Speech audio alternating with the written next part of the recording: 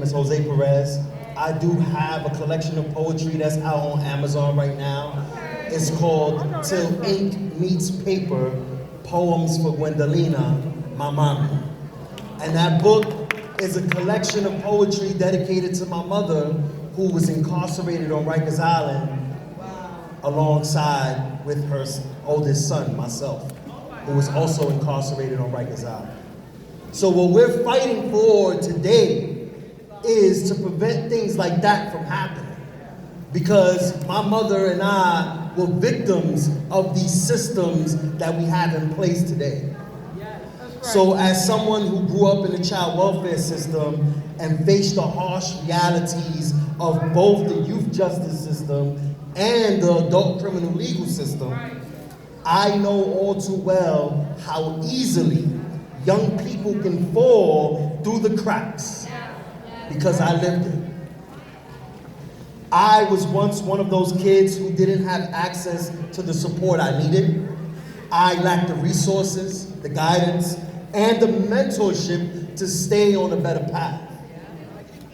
Without that, I ended up incarcerated as a teenager and eventually became entangled in the adult system.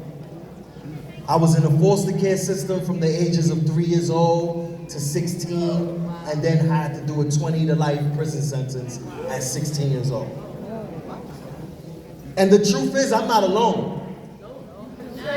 So many of us are pushed into these systems because the supports weren't there to help us when we needed them the most.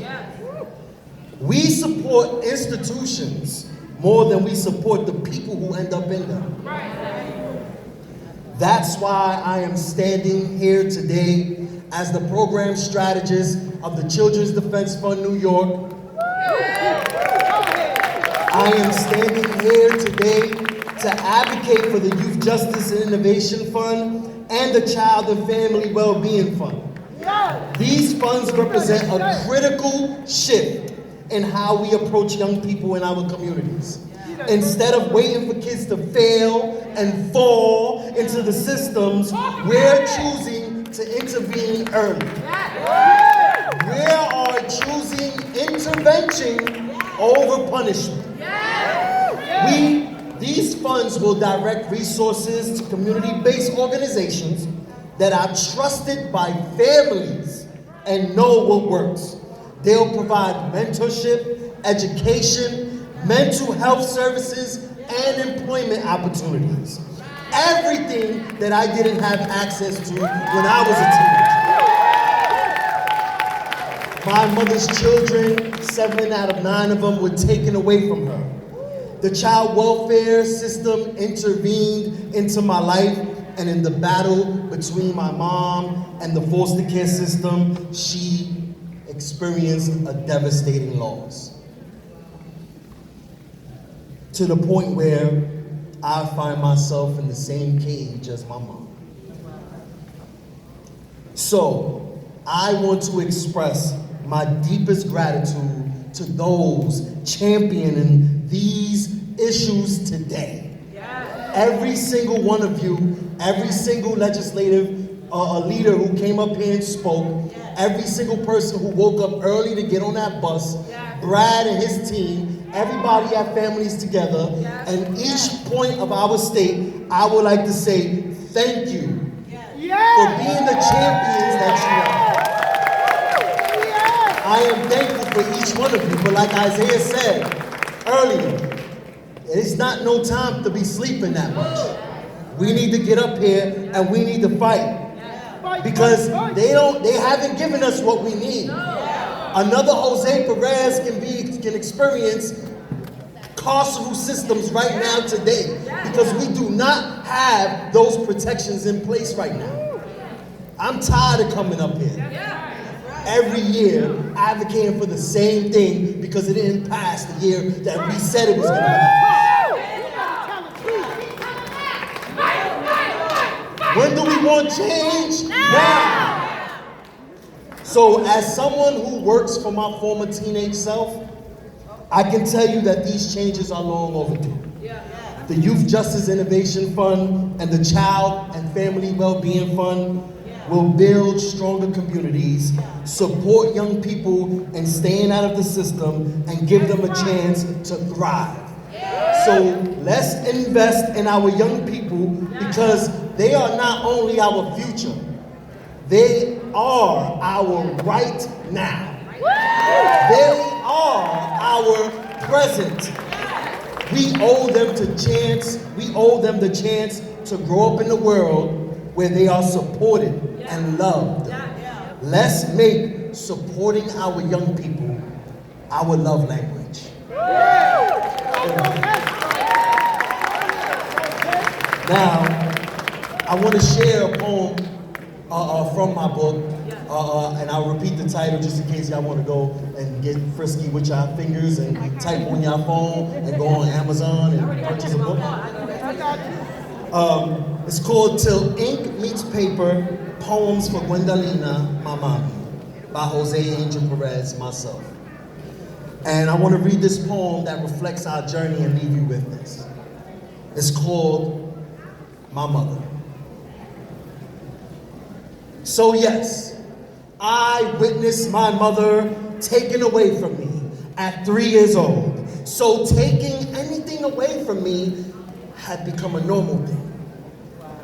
Disguised to me with something that grew into resentment. Something that was made to burn the system. The system was made to burn the roots of her. But I witnessed my mother taken into me. Because disguised to me was something that grew into resentment. Something that was made to burn the roots of her. Her voice, once a lullaby, turned into echoes of pain, searing leaves glowing into smoke, budding into the next home like wildfires do. But I have memories of her laughter flickering, fading into crackles and distant cries, yet her spirit lingered as my ghost of love. In the darkness of our separation, I clung to the fragments of her smile. A mother and son, both locked inside cages, yet poems whispered solace, and in the silence, I heard the promise of a brighter dawn. Our letters became our lifeline, each word a bridge to hope, binding our broken hearts with ink. Through steel bars and cold nights, we shared a hidden strength, a resilience born out of love and loss. In her absence, I found the courage to face my fears. Dreams of freedom danced in my mind, in a world where we can perhaps heal together. Her love letters calmed the storm in my eyes, the looming potential that my growth will never realize its brightest shine. But the system didn't believe in her. To embrace the world in love makes you think different. Her pieces of reflection from the shattered mirror, shards picked up by the swirling wind of your softness. Wow, I can wonder now. Who taught you how to dream? And how often do you get to put a heart back together? Thank you.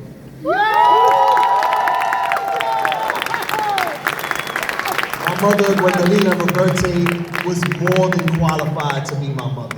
Yeah, you better say that. My mother, your children, your families are more than qualified to take care of yourselves. So there should be no systems removing you. There should be no systems putting their institutions before you. We need to center the voices of families, and we need to do it now.